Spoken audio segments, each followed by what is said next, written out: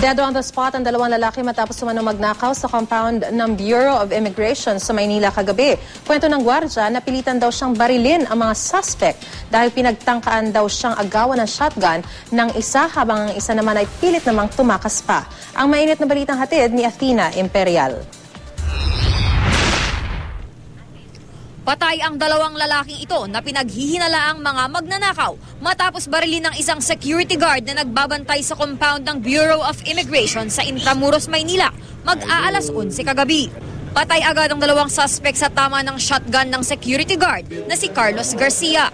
Kwento ng mga security guard, nakita raw nila sa west gate ng compound ang dalawang suspect habang ninanakaw umano ng mga ito ang compressor ng klinika ng Bureau of Immigration.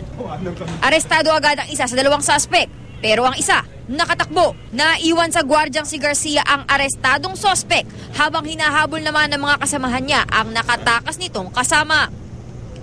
Di naman nagtagal ay naaresto na rin ang kasabwat nito. Pero nang pabalik na umano sila sa lugar ni Garcia, isang putok daw ang kanilang narinig. Dali-dali nilang tinungo ang kinalalagyan ni Garcia at ang inabutan daw nila ay ang nakabulagta at wala ng buhay na suspect. Bigla na lamang daw nagwala ang suspect, nakakahuli lang nila at tinangka umunong agawin nito ang shotgun ni Garcia. Nagpambuno raw ang dalawa hanggang mapailalim ang suspect na agad binaril din ni Garcia. Tigatlo binigay ko sa kanila. Siniguro ko na sila. Paano naman? Siyempre, sasalba ko rin ang buhay ko. Diba? Pero di basta-basta naniniwala ang mga investigador na pulis sa kwento ng mga gwardya.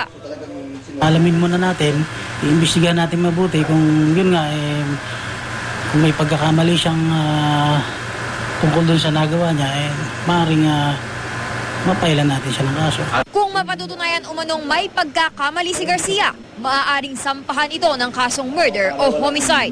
Athena Imperial, GMA News.